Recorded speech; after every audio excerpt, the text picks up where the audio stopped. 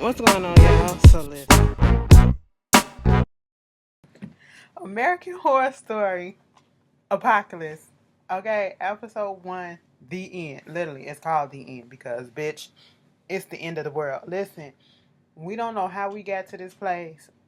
Bear with me, y'all, because I was looking at this like, bitch, the fuck is going on here? Okay, it is so many twists and turns, and this is just the first episode. The first episode has left me like this. The fuck? I enjoyed it, no lie. I enjoyed it. It kept my attention. And it looked like we are about to be in for a ride this fall, whatever you want to call it. This is fall. I don't even fuck. Summer is over with. Um, we're about to be in for a ride this summer. Okay, we have Murder House, as we saw at the end.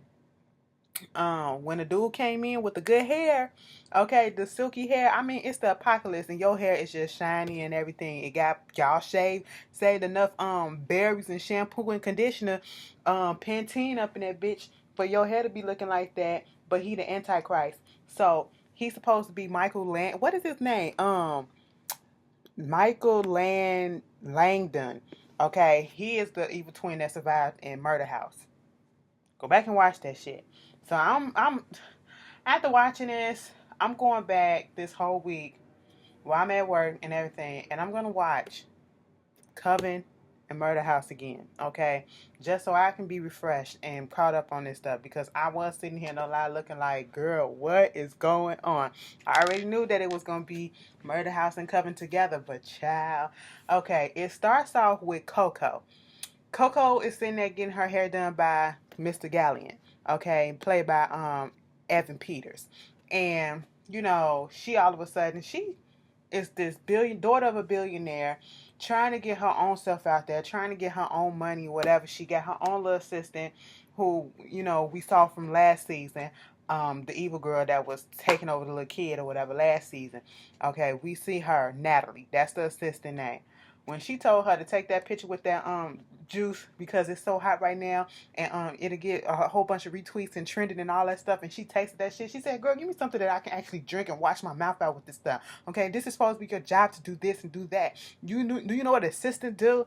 I said, girl, we ain't finna start this episode off with you being a bitch like this. Okay, calm the fuck down. Then after that, everybody gets this alert on their phones, and it's similar to, but it was really really loud. It's similar to when you get those Amber Alerts on your phone or those flood warnings or thunderstorm alerts on your phone, especially if you have an iPhone and it be beep, beep, beep. Everybody gets those. And so, it was an alert saying that a missile is coming for Los Angeles. Okay, this is not a test. Find immediate self shelter now. And so at this point, everybody thinking that it's fake. You got some people that's running, they in there thinking that it's fake or whatever. And even Coco was like, it's just like when they accidentally put that alert out for Hawaii. We all remember when that happened, okay? And that was a false alarm. That was an accident. So then she gets a FaceTime from her father who was over there in Hong Kong, China, and he has his wife and his younger son, and basically said that there's a plane that's waiting that was supposed to seat 4, and you take yourself and you get out of here. We're not going to be able to make it because we're too late, we're too far, it's not going to work, and this is real, a missile is coming, and so you need to get your ass up out of there. So at first she was like, girl, what? And then at this point, you got the assistant, you got the hairdresser. They're all listening to this whole thing, and she's crying because the FaceTime goes out, and you just see like this cloud, like something happened, like they've been hit with a missile. What we do not know as of yet is who is throwing off these missiles and why. Okay, and is it happening all over? So apparently I guess it's all over since Hong Kong got it, but that don't really mean nothing. But at this point, we know that they got hit in China, they got hit in the US, which means they probably got hit all over North America, okay, and probably South America. We just don't know the extent of where this goes. Um, um, Coco tried to save her boyfriend, okay, Brock. I think his name was Brock. and it just didn't work out. Okay, Brock was too far away to get on the plane because people just, when it's a time of a crisis or whatever, and in situations like this, there is no code, there is no law, there is nothing. It's everyone for self. Okay, traffic is heavy. He's stuck in traffic. He tries to get out. They're at the airport. Evan I'm gonna call him Evan in this whole thing. Evan goes to his grandma's house to try to go get her Miss Evie. Okay, played by the one and only Jones Collins. I said, come on, Dynasty bitch, do it. All right. And the author. Okay, so they do that, and she sit there just, nonchalant, going about her day. He was like, Grandma, I tried to call you. Well, when your grandfather was the head of MGM, he never called anybody back, until the next day. That's how they did it back in the day. Bitch, we ain't back in the day, okay? Well, this is a life or death situation. Do you want to live? You want to live? You lived a long life right about now, all as it is. We can see it all in your face, okay? Wrinkles and all. But, baby, I want you to still stay here for a few more years, okay? So you get your ass up, get in the car, and let's go. So they go to the airplane hangar, and they find the plane that he was on. Coco supposed to be on, and so they get on. At first, she wasn't gonna let them. Then she was like, "Brock is not gonna be there," because she gave the other seat to her, assistant Natalie. And Natalie wanted to go back home to see her parents, her people, and she was like, "Girl, it ain't gonna be nobody to go back home to, okay? Because the missile is about to hit, okay?" And so at this point, she was like, fuck it. And even the hairstylist was like, look, Brock ain't gonna be able to make it. He ain't gonna get here in time. So we might as well go.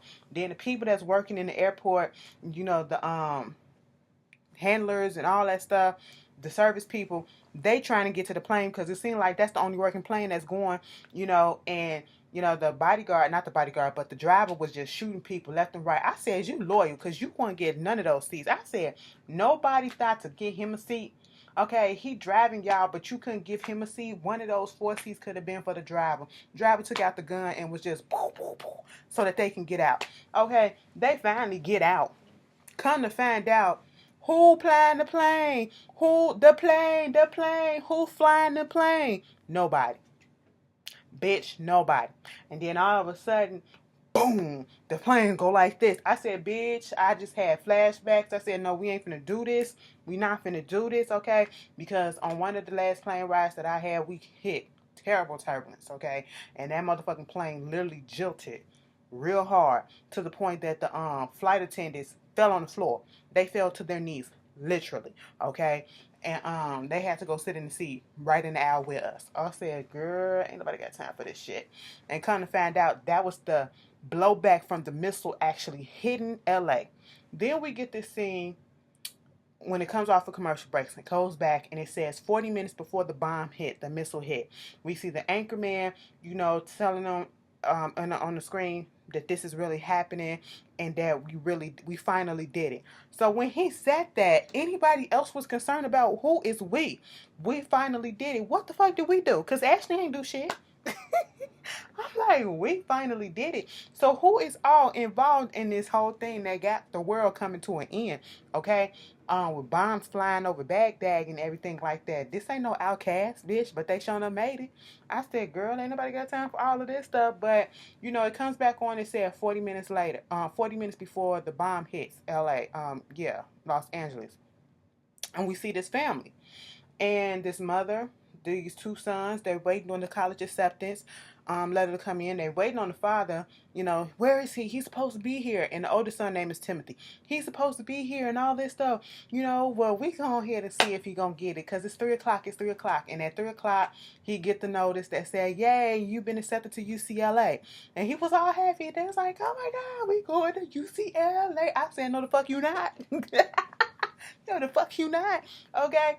And then at this point, the daddy come rushing in like, they was like, Dad, I got it. Where you been at? He said, first of all, you ain't been looking at the news. He turned on the TV and we see that same news report that was playing earlier that day and in the first scene.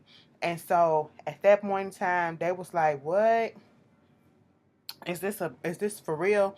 Then we see this army truck, this Hummer pull up, this army Hummer pull up, military Hummer pull up. And the black guy, I can never remember his name. But if you've seen the choir, he was a coach on the choir, and he be in a lot of stuff too. He fine as ever, okay? Ooh, anyway, just chocolatey. And his lady, I said, come on, lesbian men in black. Y'all better do that shit. Okay. She was like power taking up in this bitch. But anyway, she was like, they just came up in there like, we need your son. He got a genetic makeup that, ensures that he can survive this and all this stuff. And he was like, wait a minute, which one? Timothy, the oldest son. It was like, first of all, you're not gonna take him, not just gonna come up in my house and take my son and do all this stuff. Second of all, how the fuck you know? Because you just filled out one of those ancestry things online and we got your profile from that. I'm sitting here like this. I filled out one of them things too. I know I ain't gonna get picked. They were like, bitch, you's a fat bitch. You ain't finna do this shit, okay? You ain't gonna survive this shit. But alright. But girl, I was just like, I did one too. Let me go scrub my history. Cause you ain't finna do this shit. Pulls him out the house because he said, what about my family? What about us? Oh, it ain't you. Okay, y'all not meant for this. I said, damn. Goddamn, not even the parents who helped contribute the DNA to, make the boy? No, y'all can't come. So his parents dead. He go to this facility, they lock him up in this little room that's really not a room. It's just quarantined off by some fences or whatever. And then there's this girl Emily that's on top, this black girl.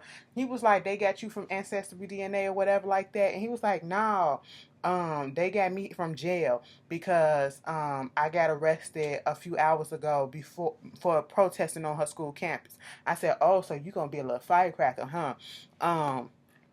Next thing you know, this whole facility shakes because the bomb had hit.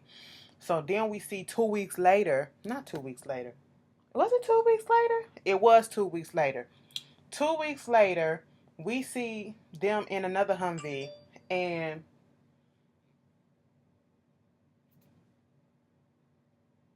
I have to read that later. I'm sorry, y'all. We see them in another Humvee, and basically we see a whole bunch of dust. And you know how you do those movies where the world get hit by a nuclear bomb, or a certain place get hit by a nuclear bomb, and all the radiation and the dust and everything that's out there, and it looks like everything is dead. That's how it looked outside. And so therefore they're pulling up to something that's called the corporation, or part of the corporation, and they want them. That's the reason why they're there. That's the reason why their life was spared, because whatever it is in their genetic makeup, that it's important for the survival. Okay, fine. So they get there. They told them to put on these hazmat gas radiation suits, okay? These neon green suits. They get out there, and it's these people that's in these, it look like self-made hazmat suits and shit like that, but they're like prehistoric type shit. They look very alienation like, you know what I'm saying? And so they go, and as they're walking, first of all, you hear Timothy just panting real hard, like he's scared. Cause bitch, that would have been me. The fuck is going on? My mama told me not to really trust certain people, and y'all are the certain people that she told me to keep looking eye on. Okay, and I just know that this situation don't feel right. But at the same time, where is the other civilization? I don't see it, so damn it, I'm forced to go with you. Because I don't know what the fuck is out here at this moment in time. And so they walk in and they see these two other people, this girl and this guy, and next thing you know, they're on their knees. Young girl and young guy, probably like 20 something, and they get shot. It was like, oh my God, we won't do it again. I'm sorry. Tell me what you need me to do. You don't need you to do nothing, because they shot him in the head. And I said, what the fuck is going on? Then they go into the facility. They douse them to make them decontaminate them from the radiation out there. And then we see them go up into the rooms, and we see Sarah Paulson. Okay, Sarah Paulson, which has been just about in every season of American Horror Story, playing multiple characters. This season she's playing, or this character right here is Wilhelmina Venerable. Okay, and Venable, I should say. And so therefore she's like the head mistress of the house. She's the head bitch. You got to follow the rules. No copulation of any sort. I said, bitch, no sex. No sex with nobody. And at the see the episode start going on along, I can kind of see why they said no sex. Because listen, the way the full shit was set up, Maybe the way the food was set up, there was no food basically. They eating cubes of shit. They got most of the nutrition that they need, but it's literally a cube every 3 meals. Okay, it's not even a full ass meal. And I'm like, hey, if you eating this much and this is just regular everyday stuff, what if somebody get pregnant? You know what I'm saying? And ain't nobody gonna have nothing to feed the baby and all that stuff, because baby need food, okay? They need more. But still, it's kind of strict. No copulation. You gotta wear this dress and you gotta wear this outfit. I said, why are we dressing up like we are playing medieval times? Okay, that's how they had them dressed. And then you had the grays, which were the workers, the servants, who are grateful to be there, indebted to be there. And then you have the ones that are purple, who are the elite, which is Emily, which is Timothy. And what we soon to find out, the ones who actually brought their ticket, who can afford, who were like the money making people. That was like Coco and her guest, Christian. Is his name Christian? No, his name wasn't Christian. Um, Evan, I think his name probably was Evan Peters' character. Okay, his grandmama. These other two gay guys that was there, that was obviously a couple, Andre and Stu. And then you had Beverly, the black lady that played Beverly on the last season. We had her. Okay, and she is an old actress on another TV show, and they're upset at the fact that the music keep playing and it's the same song, and it's been the same song for the past 2 weeks by the Carpenters. One of these songs, and it hasn't moved. It hasn't changed. Then they go eat. Okay, they go eat, and we find out what the fuck the food was, that cube or whatever. They're complaining about that. And then we get Kathy Bates come up in there. Kathy Bates was reminding me of Boo from Orange is the New Black. Okay, with the haircut, the lipstick, and everything. She was just giving me Bush tees, and I loved it. I was living for it. I said, come through. What I love about this show is that they have actors and actresses on here who can play any type of character. Any type of character, and do it well, okay? I said, y'all better fucking do that shit. But anyway, they sitting there. Next thing you know, they talking about it's some contamination going on up in here. Somebody is irradiating some radiation. And Evan was like, nah, bitch, it gotta be them two, because them motherfuckers just came back from outside. We didn't never go outside. What are you talking about? Girl, they come out there with the detective trying to go over everybody. Emily clean, Timothy clean, Evie clean, Coco clean. Then he get to Andre, he clean, but Stu ain't clean, and Evan ass ain't clean. I said, oh shit, what y'all finna do? Y'all finna get killed. That's what y'all about to do. But come to find out, they take them to this shower room or whatever, and they're literally scrubbing the fuck down on them to the point where there are bruises and scratches and everything on their flesh. It looked like their flesh just about to peel off or whatever. And it was so hard that they're crying and stuff, and now they laying on the floor trying to check if they're still radiating some stuff. At first I thought they had found a little secret thing outside and was fucking each other or something like that. I ain't even gonna lie, I thought this was gonna happen. I thought they was gonna find some radiation at the butt area or something. No lie, I did, because when they was laying down there, it was making me nervous, because I said, this is American Horror Story. You just never know what could happen and what type of crazy shit they'll throw up in there. But Evan Peters, his character was clean after they got through doing the deep scrubbing thing. The other boy, Stu, he was still radiating. And he was like, oh my God, I can't go through another scrubber like that. I can't do this no more with that water. I can't do that. And then Kathy Bates was like, you don't have to worry. You ain't got to go through it. And shot him dead in the head, bitch. I said, what the fuck? What the fuck is going on? Okay. They come back, and we see Wilhelmina telling them that, there was a breach earlier. Also, we saw that a messenger pigeon had came through and said that it was a message in there saying that 3 of the outposts are gone. And basically, they're the only ones that's still out there around working. And so, at this point, we see as the time goes past, Wilhelmina and Kathy Bates' character, Miriam Mead, that's what they call her, they basically set up this whole thing. They're working under the cooperative. Okay, the cooperative is the one that's ahead of everything. They're just like little division heads that, you're ahead of this outpost, you're ahead of this outpost, and basically they're supposed to be following certain rules. They're in there making up their own rules. Okay, they're getting their shits and giggles off the fact that we're gonna punish these people and we're gonna discipline them and we're gonna put them through all this type of pain or whatever, just because, for shits and giggle, even if they didn't do nothing. So when Stu, that shit happened to Stu, okay, mind you, what was the scene when they was in there talking to each other and they had changed out their clothes and they was into the purple clothing too, so they were members of the elite. Because remember when Timothy and Emily was asking, so what are you at the beginning when they first met Wilhelmina? And she was like, she's neither a gray nor a elite. But then we see them in the purple. So were they just dressing up and just playing games or whatever with each other? Because we seen them sitting down there talking about what they was doing and playing cards. Mind you, they're keying at the fact that they played Stu. Okay, they fixed the monitor to make it seem as if he was radiating, radiation, when he really wasn't, and just to kill him.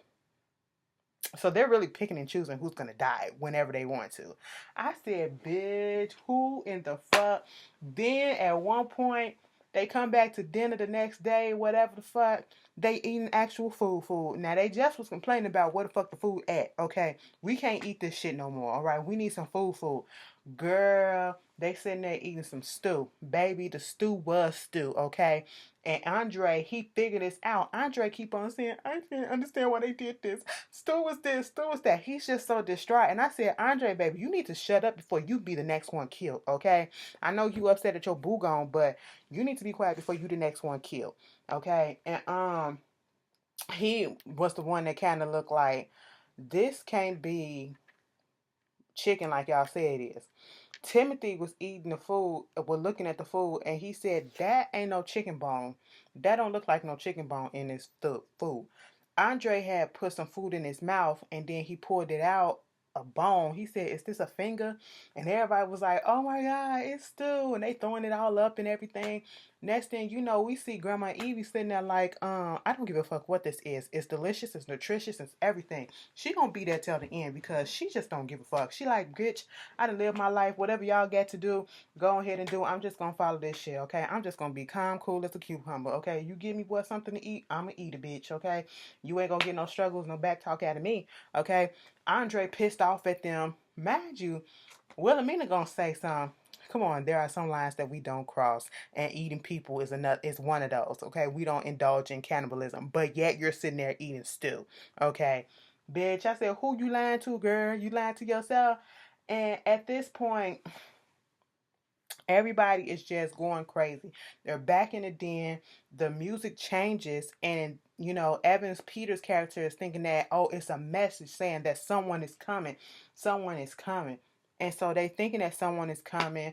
Then we have Timothy actually narrating and showing, different ways that they make it through, or he's making it through, because him and Emily, they got a connection. They're still in kisses here and there.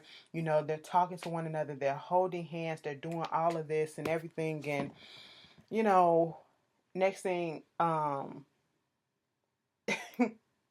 after all of that, they go back and they're looking at the dinner. The dinner cubes have been sliced in half. So it's like 18 months later.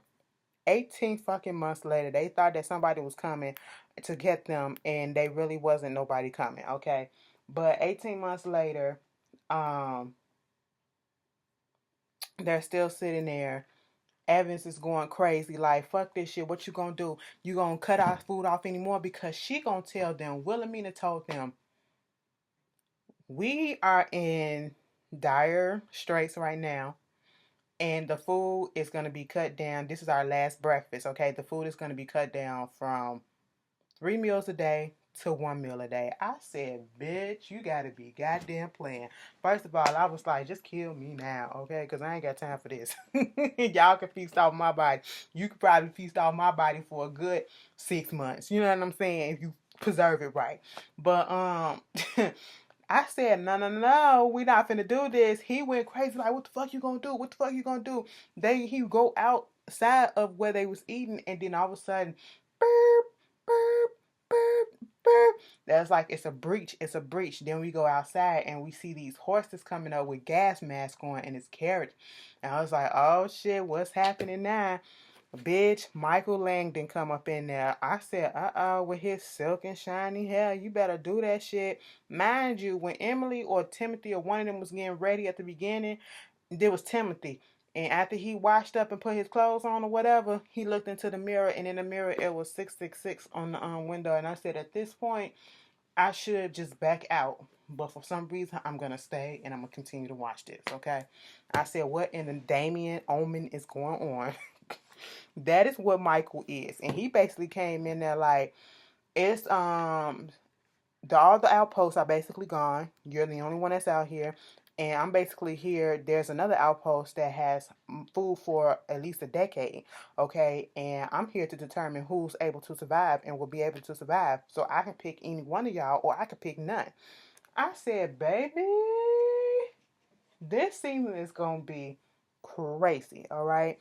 I can't wait till the witches get in there. I need to see, just at this point in time, it's just so crazy that you don't know how it's gonna how it's gonna work out. Like, how is everybody supposed to fit into this? That, how are they really? We already see Murder House in there with Michael.